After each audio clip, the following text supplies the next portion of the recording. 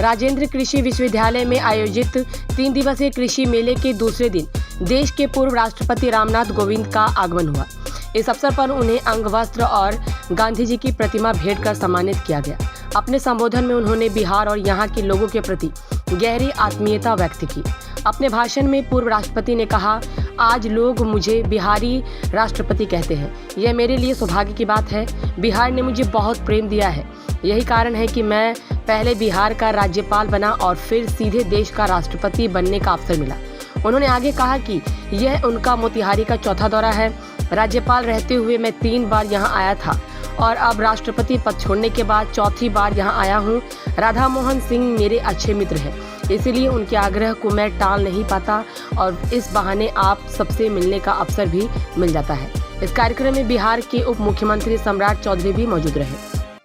उन्होंने अपने संबोधन में मोतिहारी के लिए बड़ी घोषणा की। उन्होंने कहा, मोतिहारी में 2 एयरपोर्ट बनने जा रहे हैं। रक्सौल में इंटरनेशनल एयरपोर्ट के लिए 121 एकड़ भूमि का अधिग्रहण हो चुका है। वहीं सांसद राधा मोहन सिंह के आग्रह पर मोतिहारी में भी एक नया एयरपोर्ट बनेगा। 3 दिवसीय इस कृषि मेले में कई कृषि वैज्ञानिक, विशेषज्ञ और किसान शामिल हो रहे हैं। मेले में आधुनिक कृषि तकनीकों, उन्नत बीजों और खेती से जुड़ी नई योजनाओं पर विस्तार से चर्चा की जा रही है। किसानों को खेती में नए नवाचार अपनाने और सरकार की ओर से मिलने वाली सुविधाओं की जानकारी दी जा रही है। पूर्व राष्ट्रपति रामनाथ कोविंद और उप मुख्यमंत्री की इस यात्रा को मोतिहारी और पूरे बिहार के लिए एक महत्वपूर्ण अवसर माना जा रहा है। यहाँ एक ओर यह दौरा कृषि और किसानों को नई दिशा देने वाला साबित होगा, वहीं दूसरी ओर मोतिहारी और रक्सौल में एयरपोर्ट निर्माण से इस क्षेत्र में आर्थिक और औद्योगिक विकास को भी नई गति मिलेगी। आप लोग कृषि के नए नए तकनीक विकसित करते हैं। कृषि के क्षेत्र में किसानों को कौन कौन सी फसल उगानी चाहिए, इसके बारे में सुझाव भी देते हैं।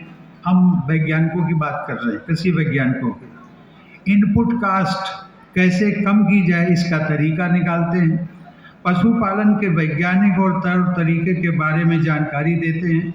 ये सब बहुत अच्छा कार्य है, लेकिन ये देखने में आता है कि अक्सर आप जैसे उत्कृष्ट संस्थानों द्वारा विकसित किए गए तौर तरीकों को ज़मीनी स्तर पर पहुंचाने में कठिनाई भी होती है और देरी भी होती है। इस चैलेंज को भी आपको स्वीकार करना पड़ेगा और इसका समाधान निकालना पड़ेगा।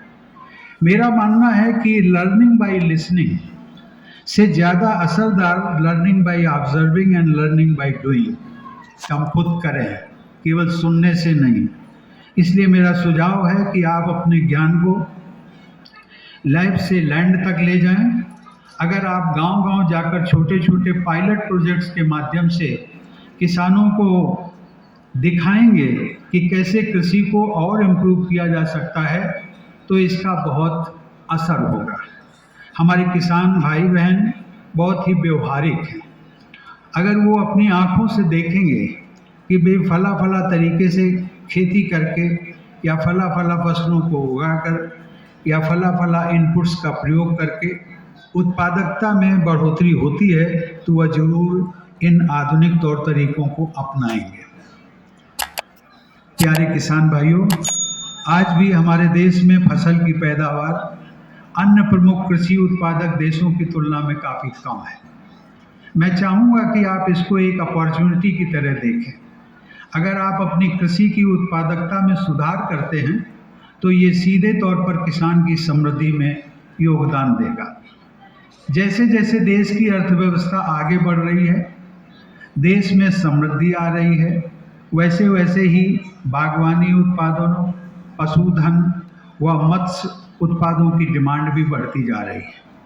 आने वाले वर्षों में भी इन उत्पादों की डिमांड और बढ़ेगी। ये सभी उत्पाद किसान भाई बहनों को उच्च मूल्य भी प्रदान करते हैं।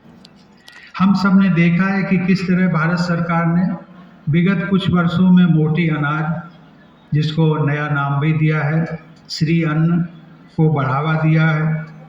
आज विश्व भर में लोग मिलेट्स की तरफ आकर्षित हुए हैं, उनके हेल्थ बेनिफिट्स की तरफ जागरूक हुए हैं और इससे कम सिंचाई उपलब्धता वाले इलाकों में श्री अन्न उगाने वाले किसानों को फ़ायदा भी पहुंच रहा है। हमें ऐसी अपॉर्चुनिटीज़ को पहचानना है और उनका उपयोग भी करना है। संघ और सहकार तो हमारी भारतीय परंपरा के मूल में है। सभी को साथ लेकर चलने की हमारी भावना इतनी गहरी है कि हम तो पूरे विश्व को, पूरी प्रकृति को ही अपना परिवार समझते हैं। वसुधैव कुटुंबकम। सहकारिता इसी जो हमारी भारतीय संस्कृति का मूल मंत्र है, उसी को आधार मानकर सहकारिता आंदोलन भी हमारी इसी प्राचीन सोच का एक नया रूप आया है। कृषि क्षेत्र में उन्नति के लिए सहकारिता पर हमें बल देना होगा। एग्रीकल्चर आंकड़ों के अनुसार बिहार में लगभग 97 अर्थात 97% किसान छोटे और सीमांत किसान हैं। यानी कि बिहार के 97% किसान भाई बहनों के पास 2 हेक्टेयर से भी कम जमीन है। इसमें भी अधिकांश भूमि विखंडित है। ऐसे में सहकारिता को अपनाए बिना कृषि और संबंधित कार्यों को आधुनिक तौर पर प्रॉफिटेबल बनाना लगभग असंभव है। छोटे व सीमांत किसानों के लिए तो सहकारिता ही समृद्धि का एकमात्र रास्ता है।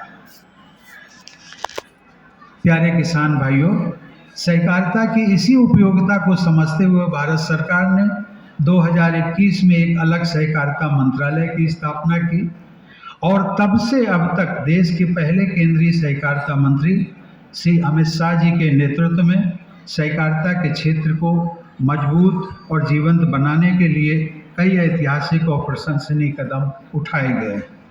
वर्ष 2025 को अंतर्राष्ट्रीय सहकारिता वर्ष के रूप में मनाया जा रहा है।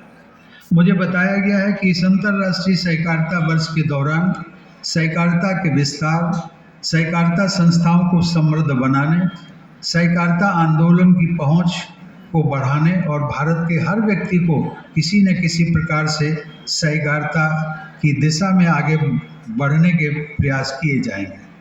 मुझे आशा है कि जब ये वर्ष समाप्त होगा तब सहकारिता आंदोलन के द्वारा समावेशी विकास और समृद्धि के लक्ष्य की तरफ हम काफ़ी आगे बढ़ चुके होंगे। मुझे जानकर प्रसन्नता हुई कि इस विश्वविद्यालय में भी सहकारिता को बढ़ावा देने और जन जन तक पहुंचाने के कार्य के लिए सरदार वल्लभ भाई पटेल कोऑपरेटिव प्रशिक्षण संस्थान स्थापित किया गया। विभिन्न कार्यशालाओं और प्रशिक्षण कार्यक्रमों के माध्यम से किसानों को नई तकनीकों से अवगत कराया जा रहा है। महिलाओं और युवाओं को भी स्वरोजगार व सहकारिता से जोड़ने के लिए विशेष कार्यक्रम चलाए जा रहे हैं। ये सभी कार्य प्रशंसनीय है। को मार्केट नहीं मिलेगा और गुड पैकेजिंग, गुड मार्केटिंग नहीं होगा तब तक आपकी आर्थिक आमदनी नहीं बढ़ सकता। अभी हम लोगों ने 2 बड़े फैसले केंद्र के प्रधानमंत्री आदरणीय नरेंद्र मोदी जी ने लिया है। एक अभी बगल में आपके रक्सौल में एक बड़ा एयरपोर्ट हम बनाने का काम 120 एकड़ जमीन अधिग्रहण का काम भी शुरू कर दिए हैं। एक बड़ा एयरपोर्ट बनेगा जो इंटरनेशनल तौर पर आपको मार्केट मिलेगा। और दूसरा, मोतिहारी में आदरणीय राधा मोहन जी हरदम आते थे कि मोतिहारी को भी एयरपोर्ट से जोड़ने का काम किया गया।